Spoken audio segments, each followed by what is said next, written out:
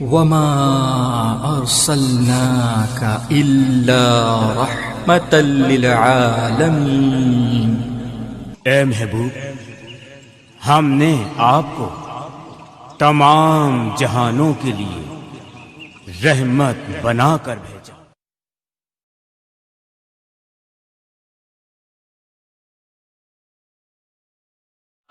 मेरे आका की उम्मत का छोटे छोटे का बली भी बहुत बड़ी चीज है। वो से आज़म के सबके पीर है।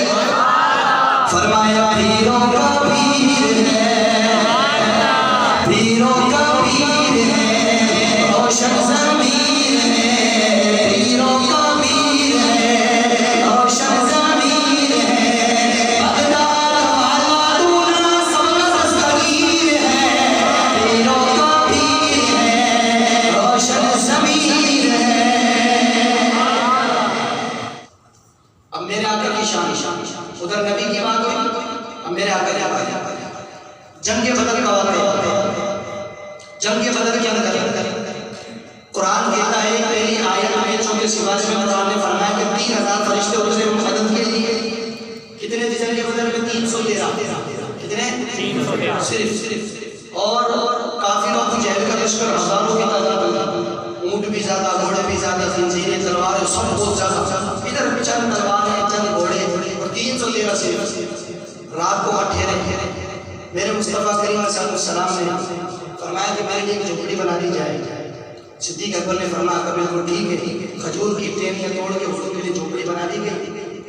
अब साहबे किराम से कहा सरकार ने कहा तुम जो है सो जाओ, आराम करो, सुबह जंग होनी है, फजर के बाद इंशाअल्लाह कुछ देखेंगे। रसूल आप क्या करेंगे? फरमाया मेरा मेरे यार का मामला है, मैं अपना काम है। झोपड़ी बना दी, झोपड़ी बना दी कि हुजूर फरमाया मैं अंदर जा रहा हूँ। हुजूर अंदर चले गए, पर्दे गिरा दिया। सारे साहबा सोते रहे।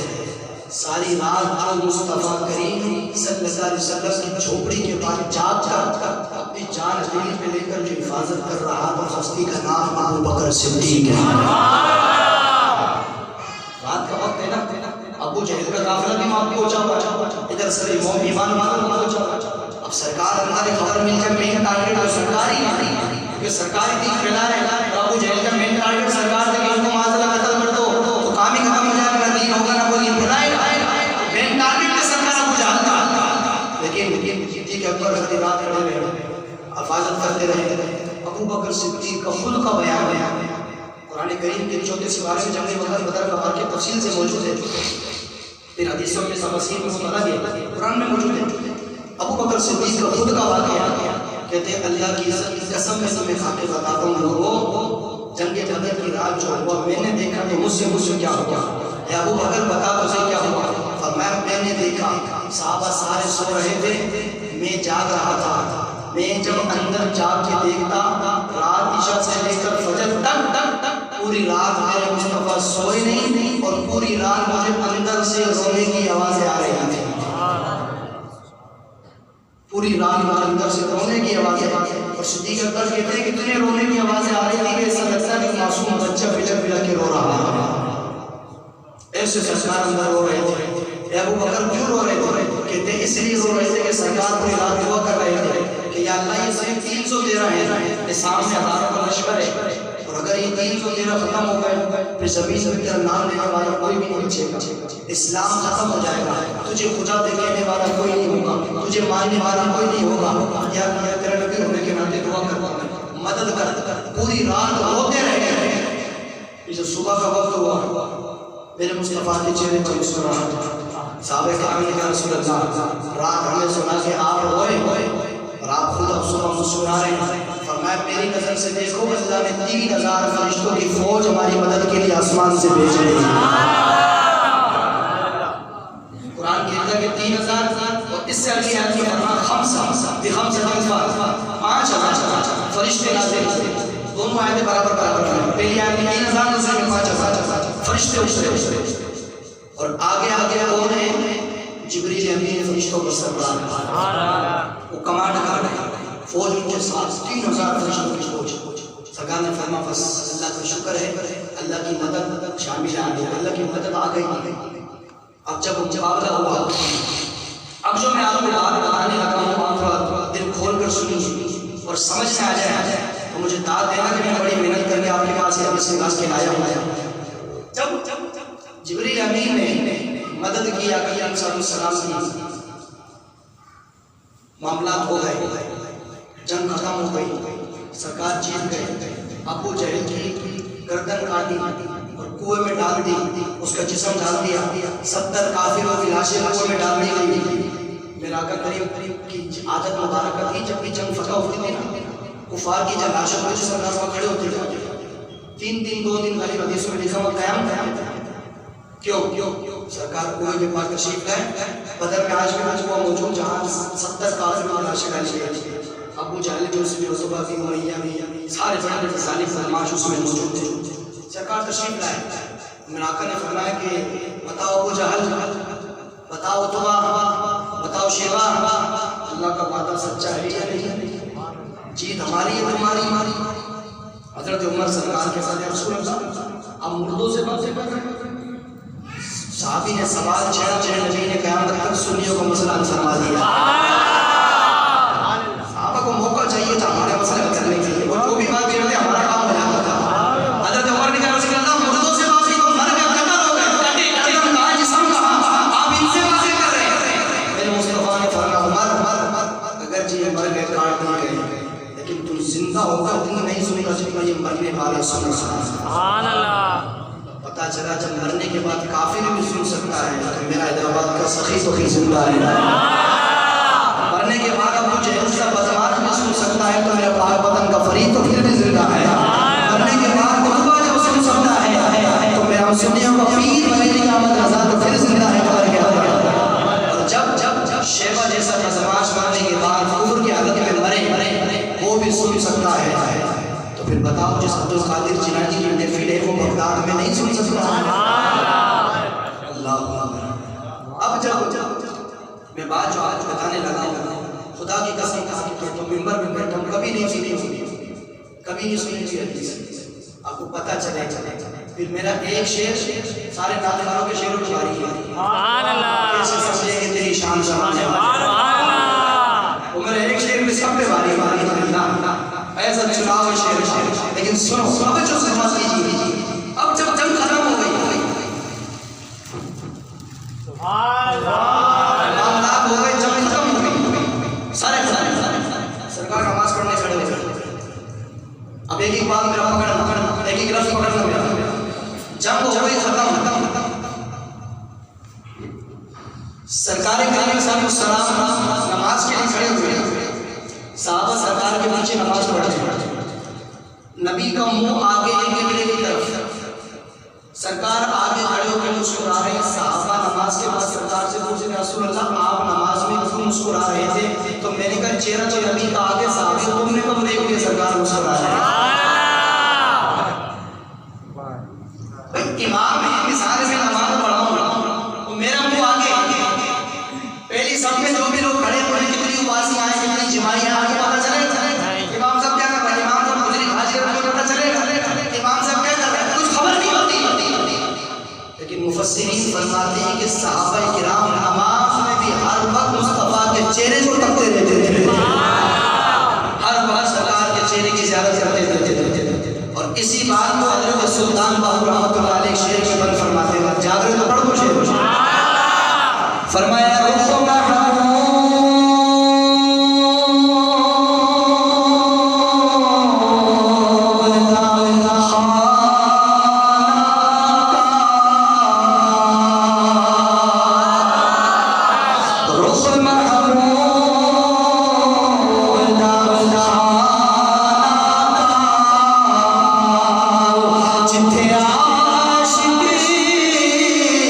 सजदे कर दे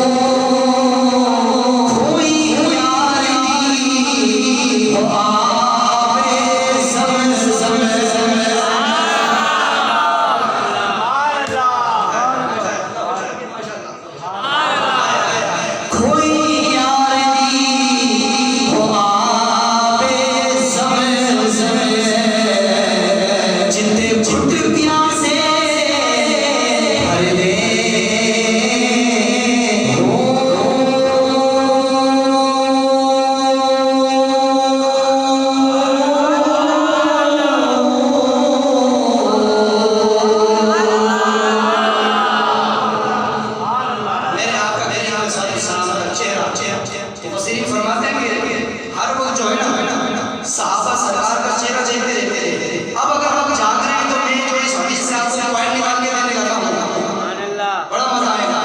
लेकिन यकीन जानो मेरा तो जोर बहुत लगा है, शुरू से कोई बैठो फिर अभी तक मुझे वो आवाज नहीं सुनाई। हदीस सुनो, मैं आपको बता देता हूं, बड़ी किताबों से छांट छोड़ के निकाल के लाया हूं, सुबह से चक्कर में लगा पड़ा हूं तैयारी के लिए, लेकिन अब लाया हूं तो फिर जो मेरी मेहनत है मुझे वसूल तो करके दो यार। मुझे बात सुनो, हदीस मुबारक सरकार का चेहरा आगे जंगे बदर की जब फतह हो गई, कामयाबी हो गई, 3000 फरिश्ते एक आयत में 5000 जंग फतह हो गई, सरकार ने फतह के बाद नमाज शुरू की, नमाज पढ़ने लगे। अब हदीस में बात का जिक्र नहीं कि जोर की दी असर, चलो जो भी नमाज है फर्ज नमाज पढ़नी, नमाज पढ़ने खड़े मुस्कुरा रहे, सरकार आगे चेहरे की तरफ, साहबा पीछे, नबी आगे मुस्कुरा रहे, साहबा को खबर है कि नबी मुस्कुरा रहा है। मैंने कहा तो आज तक इसी चक्कर में फंसा कि नबी को दीवार के पीछे का नहीं पता। मैंने कहा जो नबी के पीछे खड़ा हो उसको पता है नबी क्या कर रहा है, तो दीवार को रोका फिर अभी तक दीवार को रो रहा है, और नबी के पीछे जो खड़े हो गए उनका मकाम इतना होता, उन्हें भी पता है कि नबी क्यों मुस्कुरा रहे हैं, उनकी आंखों से पर्दे हट जाते हैं। जब ये शान है खिदमतगार होगी, सरकार का आदर क्या है, साहबा मुस्कुरा रहे, सरकार मुस्कुरा रहे, साहबा को खबर लग गई। अब ये बात अगर मैं आपको बताऊं तो कोई कह सकता है कि फलां फलां साहब आपकी तरफ से बता दी। ये अल्फाज आप मैं वो पढ़ने लगा हूं जो खुद डायरेक्ट मेरे आका की ज़बान से निकले हैं।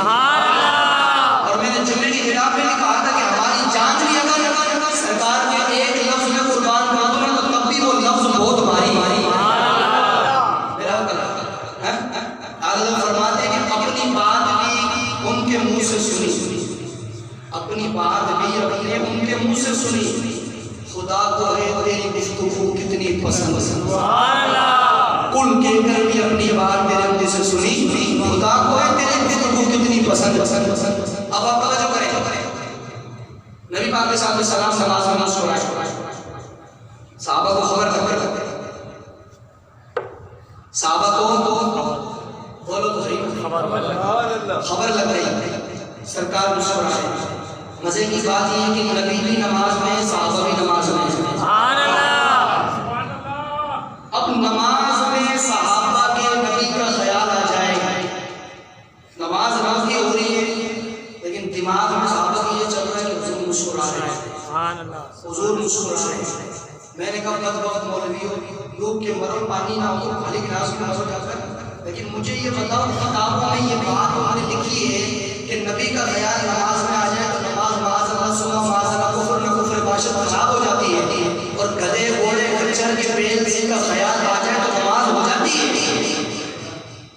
मैंने कहा लिखने की जरूरत क्या पड़ी, हमें किसी भाभी का अकीदा नहीं मानना, हमें सहाबी का अकीदा मानना है। सहाबा किराम नमाज अल्लाह की करते हैं, इबादत रब की करते हैं, लेकिन तसव्वुर में जब तक रसूलुल्लाह नहीं आते उनकी नमाज अदा नहीं होती।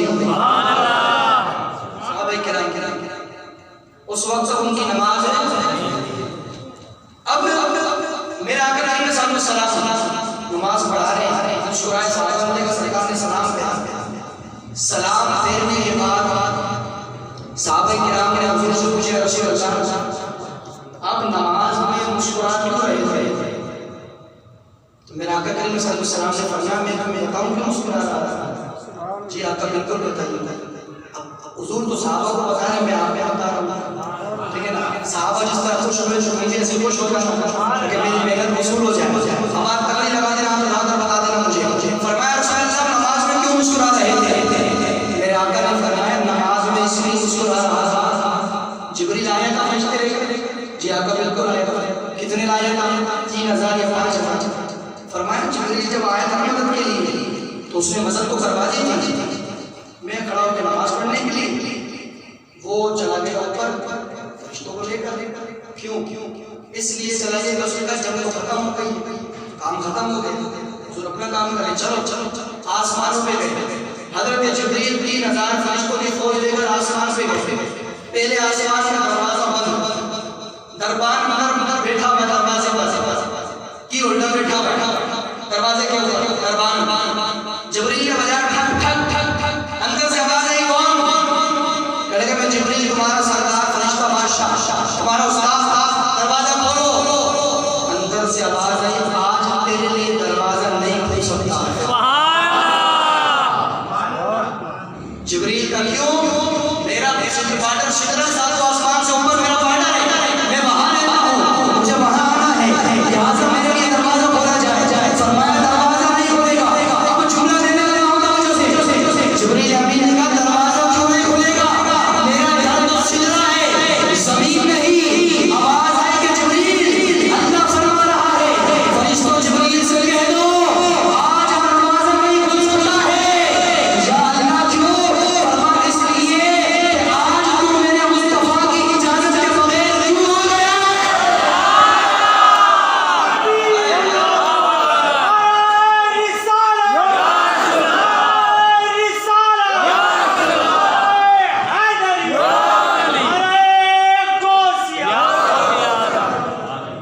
फरमाया जिब्रील से कह दो आज तेरे लिए दरवाजा नहीं खुलेगा। या अल्लाह क्यों? फरमाया मैं मेरे मुस्तफा की इजाजत के बगैर क्यों आया है?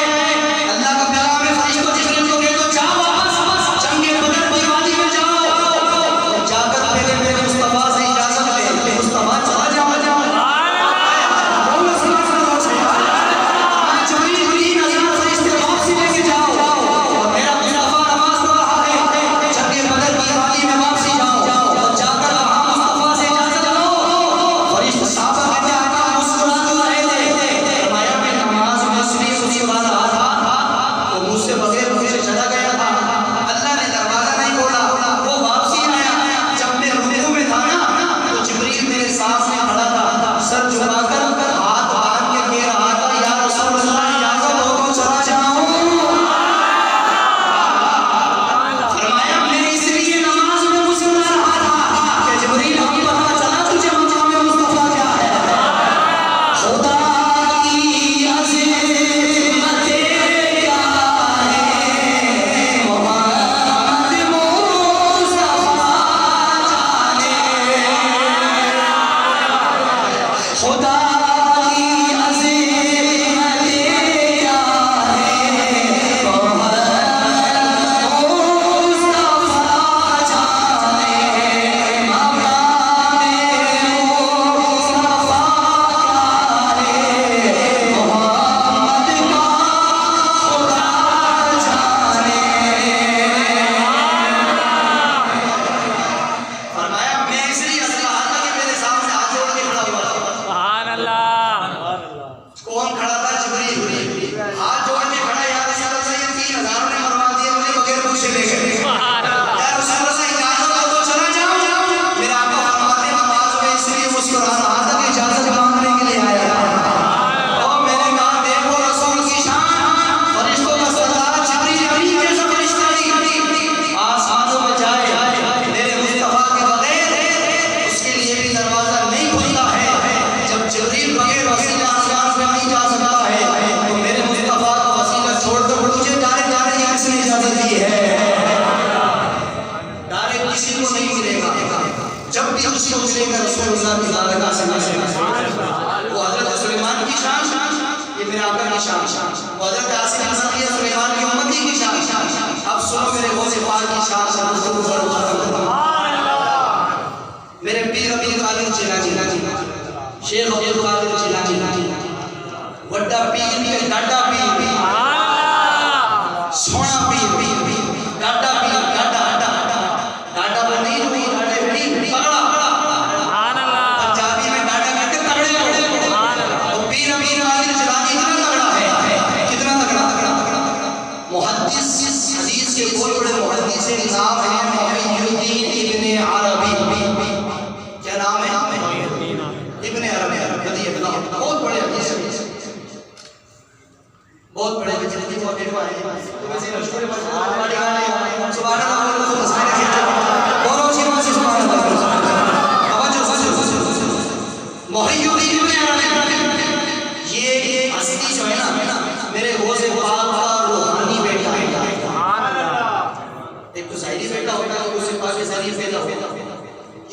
पास का रूहानी बेटा नाम है अमीरुद्दीन इब्न अरबी, बहुत बड़े हदीस के माहिर।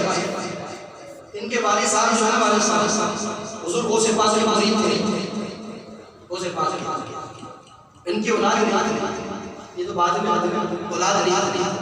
किसी ने इसके वालिद साहब से कहा कि तेरा पीर बड़ा गाढ़ा है, बड़ा तगड़ा है, लोगों को औलाद देता है, मुझे क्यों नहीं देता? वो मुरीद चुके तगड़े थे ना, कहने लगे जो सोना मेरे को विच राजन सुन विच चुल्ले पावा हूं, मेरा यार मेरा तो मेरा राजी तो सुन लेगी क्या तो तुम्हें क्या लेना, ले जाने का पीर का मामा कौन काम का मैं काहे का काम तू बड़ा नाम रोशन करता, बड़ा नाम लेता, मेरा पीर तगड़ा है, ये है वो है, लोगों को औलाद देता, तुझे क्यों नहीं देता? कहते मुंह उतर गया, ताना तो ताना है ना, तेरी ताना मुझको नहीं मेरे पीर पे जा रहा है। आए मैं पीर साहब के साथ वो से पास तशरीफ फरमाए और मैंने कई मरतबा ये बात बताई है, वो से पास फरमाते कि मैं अपने दादा रसूलुल्लाह के नक्शे कदम करूं। क्या मकसद कि जिस तरह जिंदगी भर सरकार के जिस्म पर गंदी मक्खी नहीं बैठी, ऐसे ही वो से पाक के जिस्म पर भी कभी गंदी मक्खी नहीं बैठी। जिस तरह रसूलुल्लाह के पसीने से मेरी बदबू नहीं आई, इसी तरह वो से पाक के पसीने से मेरी बदबू नहीं आई। दादा रसूलुल्लाह के नक्शे कदम हुजूर गौसे पाक रज़ियल्लाहु ताला, क्या मैं आप में गौसे पाक सुभान अल्लाह फरमाते हो। आए गौसे पाक की बारगाह में चेहरा उतरा पीर साहब ने फरमाया कि मेरे जी क्या बात है, मैं बड़ा उदास हो रहा हूं। हजरत बात ये है कि लोग गाना देते हैं, औलाद नहीं है, बीवी अकेली है, बुढ़ापा हो गया है, दुआ करो अल्लाह औलाद दे। फरमाया अच्छा औलाद चाहिए जी, तो औलाद चाहिए।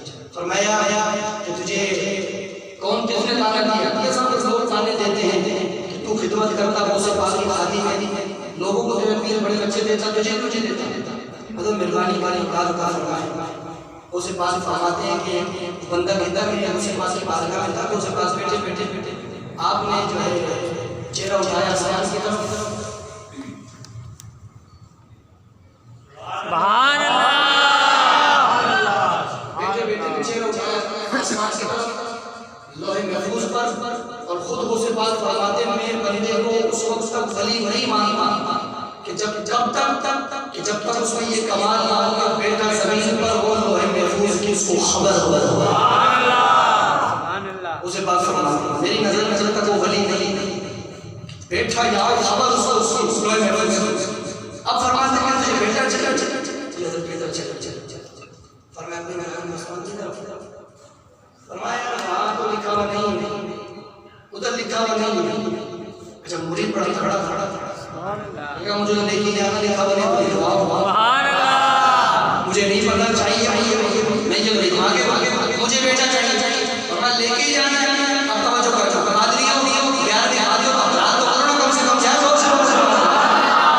तो वो से बाहर रजी अल्लाह ताला का हजरत फैसला फरमा लिखा हुआ नहीं, हजरत लिखा हुआ नहीं तो लिखवाओ, मुझे नहीं अपना बच्चा चाहिए, फरमा लेके जाना है, लेके जाना है, लेके जाना है, लेके जाना है। बहादुरी क्या की हलाल करने का तो सवाल आ जाए, फरमा लेके जाना है, जी हजरत लेके जाना है। फरमाते हो से बाहर ने अपने इमाम मस्जिद में ऐसे नहीं अपनी कब्र से कोई चीज निकाली, ऐसे उसकी कब्र में रख दी।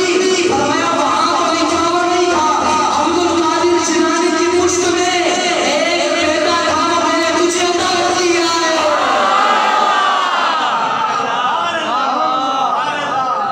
मेरी पुश्त में एक बेटा था, वो मैंने तुझे अता कर दिया है। फरमाते जब वो ऐसे कमर में मत मारा ना, वो महीने वलियों के पास जाते हो क्या देखते हैं, ठुकरा ठुकरे बच्चे हो जाते हैं, पीछे मारते तो बच्चे हो जाते हैं। वली क्या देते हैं, कुत्ता आ जाए तो जन्नत देते हैं, तो फिर इंसान है। वलियों के दरबार में जाया करो, उनसे रहमत हासिल किया करो, उनसे फैज़ हासिल किया करो। फरमाया कैसे समझे तेरी शान सवारे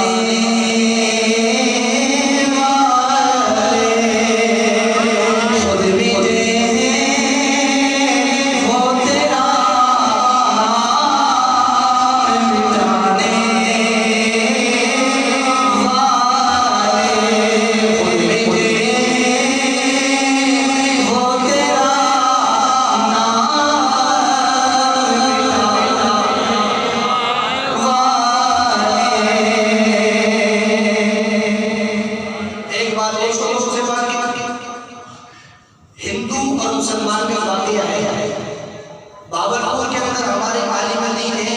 अलावा मरहूम फैज अहमद ओवैसी रहमतुल्लाह अलैह, बहुत बड़ी हस्ती, बहुत बड़े आलिम हदीस माशाअल्लाह। उन्होंने अदायगी बख्शिश की शरह में इस बात को लिखा और हामिद सईद काज़मी साहब शाह साहब रहमतुल्लाह अलैह मुल्तान शरीफ वाले उन्होंने अपनी किताब के नाम पे से लिखा।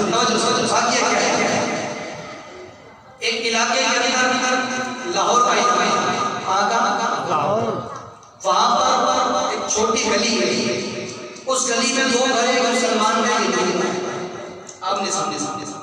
अच्छा, गली इतनी छोटी है कि मुसलमान का दरवाजा खोले उसके घर के अंदर सब नजर आए तो बैठा, हिंदू का खोले तो सब नजर आए तो बैठा। हिंदू है शरीफ, बदकिस्मती की बात है कि मुसलमानों का शरीफ बड़ा शैतान है, हिंदू बेचारा वो शरीफ सब। और दूसरी बात ये कि हिंदू की जो बीवी थी ना, हिंदू की बीवी बड़ी हंसी खूबसूरत, मुसलमान की बीवी जो हुई काली बेचारी, वो जब दरवाजा खोला उसकी नजर बड़ी बीवी पे, बोला मैं तो ये ले मैं तो जो कलमा पढ़ा के नहीं करती, कोई मुसलमान मैं तो कलमा पढ़ा कर उनका धर्म है। चलो ठीक है, हिंदू को खबर लगा उसने कही तो हिंदू कर दिया पीछे, राम राम राम से बड़ा बचना मुश्किल है। उसने अपनी बीवी से कहा कहाँ बच्चे तो नहीं, अपन चलते रात को भागते करते, ठीक है ना, तो जो है घर को बंद कर उनका सामान तुझे मेरी माँ की बात छोड़ दे, जब इससे निजात मिलेगी फिर आ जाएंगे या फिर कमाएंगे आएंगे कहीं और घर ले लेंगे उसमें रहेंगे। तो बीवी ने कहा मुझे भी लगता है मुसलमान जो है इसका इरादा ठीक नहीं है, अपन चलते हैं। बारात निकले जंगल से, घर से निकले, चलते चलते राहों से निकले, आगे चलते चलते रंजीत सिंह की हुकूमत की उसको चलते सुबह का वक्त वो जंगल में पहुंचे। अच्छा, मुसलमान जो माना अपने घर का दरवाजा दबा के बैठे, कड़े इसका घर का दरवाजा खोले तो उसको बुलाओ। अब दरवाजा कैसा बोले तो रात को निकल गए, वो इंतजार में घोड़े खुला नहीं, जब वो कहाँ गई सोने के भाई कब तो नहीं कहा चले तो समझ गया कि दर्शन उसने सुबह घोड़ा गाया लगाई भाई मुसलमान ने और तवज्जो करा था, ज्ञान में शादी की बात रबी आदि जगह के शान तलवार लगाई, घोड़े पे सवार हुआ और पीछे जाने लगा। अब पैदल चलने वाला में पता कितनी स्पीड से भागे आगे थके बैठे, अब पैदल ये अपनी रफ्तार है, घोड़े की अपनी रफ्तार। अब वो घोड़े पे आए भागा बातें करते जंगल जो से पकड़ लिया राम राम तेरे बसे को इधर से आए सारे पकड़ लिए, पहुंच गए। अच्छा, वो उधर जब पहुंचा मुसलमान उसने पता क्या कहा, उसे बोला ये तेरी मेरी पकड़ी होगी, इसको ही तो बिठा दे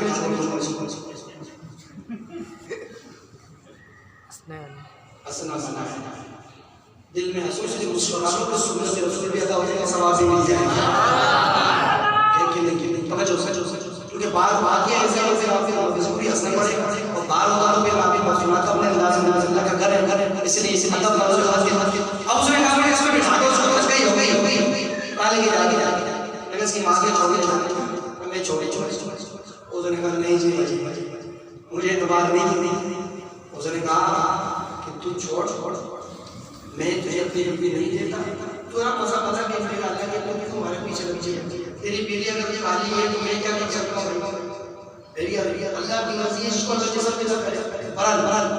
वो मुसलमान ने कहा तो नहीं माने, उसने निकाली तलवार उसके याद रखी, उसने बड़ा बोल वो हिंदू था ना, सुनो उसका क्या उसने बोला ऐसा मेरी बीवी ले जा मैं तुझे मना नहीं करूँगा, लेकिन मुझे कोई जमानत की हो किसी की जमानत देना कोई जामीन।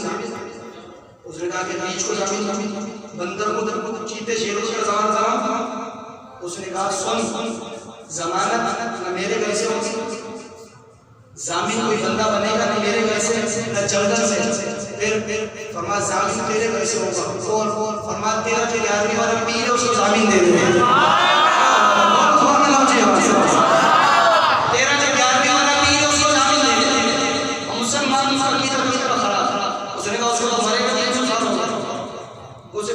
उसको मरे में हिंदू था उसने कहा मरे तो मरे भी की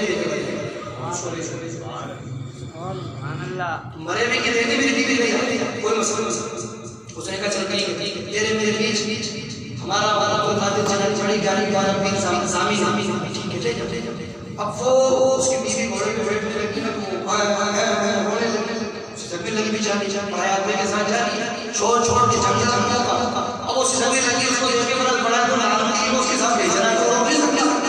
उसने कहा चुपचाप बैठ जा, खामोशी से बैठ जा। क्यों तूने सुना नहीं ज़माना किसके लिए मैंने बैठ जा खामोशी से। हिंदू है यार, लेकिन जब अल्लाह किसी को हिदायत देता है तो कोई ना कोई ज़बान से बाहर निकल ही देगा।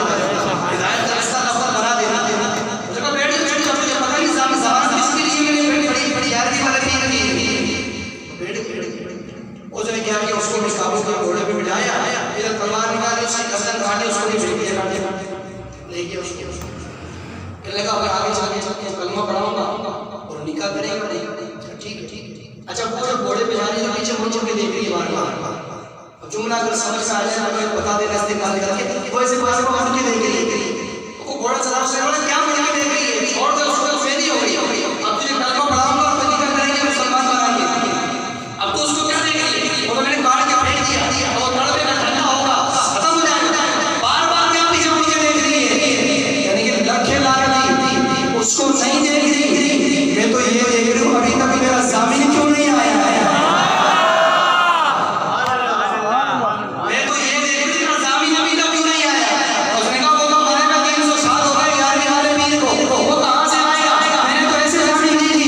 हिंदू औरत बोलती तेरे इस्लाम तुझे मुबारक हो, मेरा विश्वास ये कहता है कि वो जरूर आएगा, वो जरूर आएगा। मैंने कहा ठीक है देख लेगा आएगा। वो बार पीछे देखती आगे जाके देखती घोड़ा छोटा चलता अचानक औरत में अचानक उसने आवाज निकाली, ऐसी आवाज निकाली।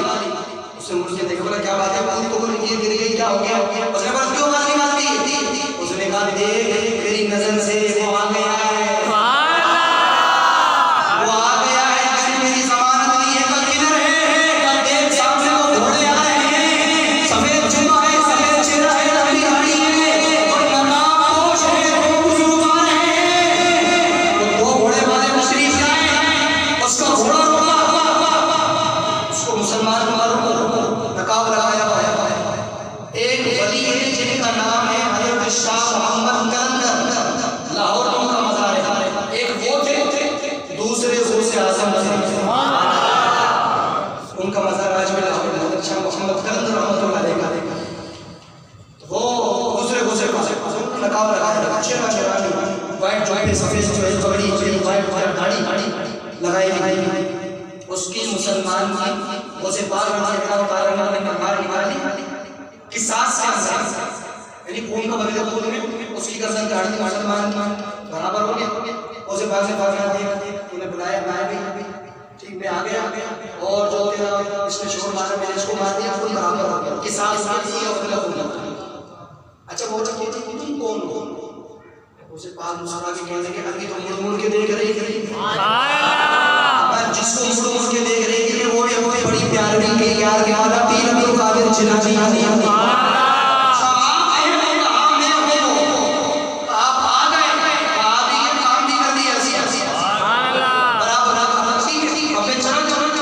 अच्छा वो बड़ी होशियार थी, अब देखे अल्लाह का उसको से पार के हाथ पर कलमा मरवाना चाहा। अब कैसे पटरी पर आ रही है सलाम सारी उसे बाग से भागना ठीक है काम हो गया, इससे तेरा शोर मारा मैंने उसको मार दिया, बातें हम बराबर हो गया। मुझे बोला कि मैं कहीं घर में घर जाऊंगी और मैं चूंकि वो औरत हूँ जो कोटों के नाश की मैं कोई जो कोटों के नाश मेरा काम ही है। मैं जब घर जाऊंगी तो मेरी सास बोलेगी मेरा बेटा कहाँ, मेरी माँ बोलेगी मेरा जवाई कहाँ, मैं क्या जवाब दूँ। आप ऐसा करो कि जहाँ मेरे शोर की लाश पड़ी मुझे माई छोड़ो फिर आप चले जाते। उसे बाग से ठीक है उसको बिठाया और वहाँ जहाँ थोड़ी दूसरी लाश पड़ी थी उसे बाग ने उतार दिया फरमाया ठीक है जाओ घोड़े के सामने खड़ी हो कहने लगे कैसे अब क्या कहने लगी कि आप ऐसा करो आप कौन हो, मैं बड़ी गाली वाला नाम कादिर जिलानी जो जामिन था वो। फरमाया अच्छा आप वही हो कौन जिसने 12 साल की डूबी कश्ती गिराई थी, मेरे पीर ने फरमाया हाँ मैं वही कहने लगे जब 12 साल की कश्ती आपने गिराई है ना एक काम मैं तो मेरी गर्दन काट के वाले से कि ना होंगे ना होंगे क्योंकि मेरे साथ इसको भी सुंदर गौसे पाक अल्लाह ताला ने फरमाया कि कमान से निकला वही वापसी नहीं आ सकता, मुंह से निकली बात कभी वापसी नहीं आ सकती, बदन से निकली रूह कभी वापसी नहीं आ सकती। तीन बात फरमाई।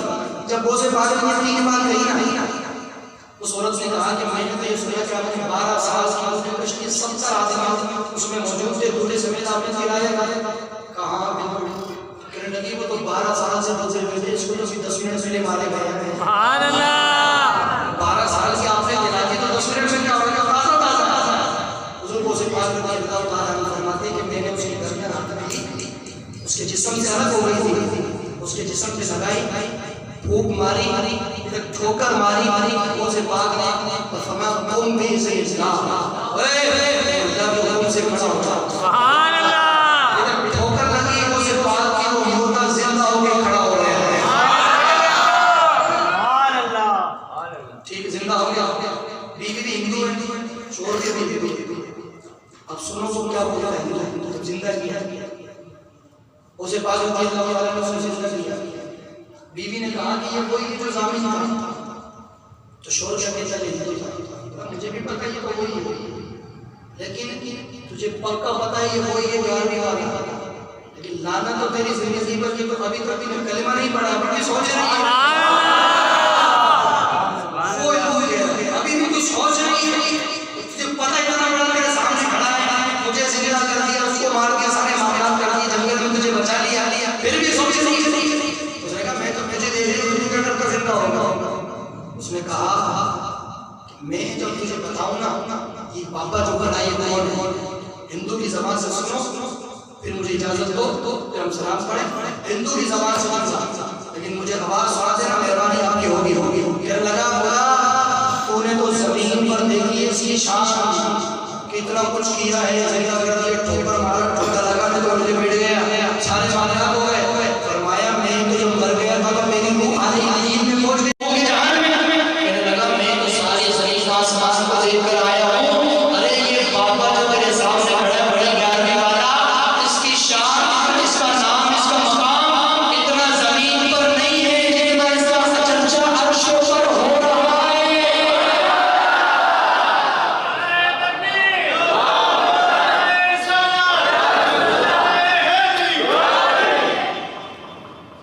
मैं तो खुद उसको वहां देखकर आया हूं कि जितना नाम इसका चर्चा यहाँ नहीं है जितना इसका चर्चा अर्श पर है।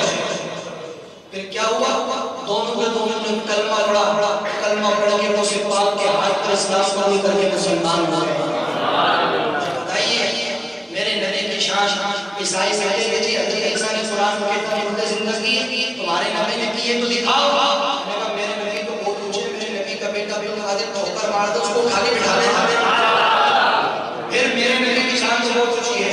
मेरे दोस्तों बुजुर्गों मैंने हज़रत सुलेमान अलैहिस्सलाम उनके मर्द मुकाबिल मैंने मुझे उनकी उम्मत के वली मर्द मुकाबिल मैंने कुछ राजा दोनों को बता दिया, तराजू हाथ में ले लो, नबी की शान, उम्मती की शान, मुस्तफा की शान, उसे पाक की शान एक तराजू में रखो, उनकी एक तराजू में रखो, फिर देख लो वजन फिर भी भारी मेरे मुस्तफा का है। अल्लाह के नबी हमारे सबके ताज है, हमारा ईमान हमारे नबी है, मानते हैं, लेकिन जो नबी है वो नबी है। मेरा नबी सिर्फ नबी नहीं, नबियों का भी नबी है, इमामुल अंबिया, सय्यदुल अंबिया, सय्यदुर रसूल है सल्लल्लाहु अलैहि वसल्लम। हज़रत आमिना खुद बता के गई थी जो आ रहा है इसको आप नहीं समझ सकते। अम्मा आमिना क्यों फरमाती है, जब ये मेरे पेट पे थे मुझे पता है गुज़ारे देने बड़े बड़े नबी मुझे सलाम करने आते हैं, मुबारकबाद देने आते हैं। हज़रत खदीजा बोल के चली गई थी मेरे शोहर बने, मुझे पता है ये कहीं को हम नहीं समझ सकते। अबू बकर सिद्दीक बोल के चले गए इनको हम नहीं समझ सकते। हज़रत उमर बोल के चले गए इनको हम नहीं समझना। खुदा ने सच्चाई पर चढ़े जाए, खुदा ने सच्चाई पर चढ़े जाए जेड़े जिस मोहम्मद की तारीफ हसीना जमीन का रूप मोड़ देता।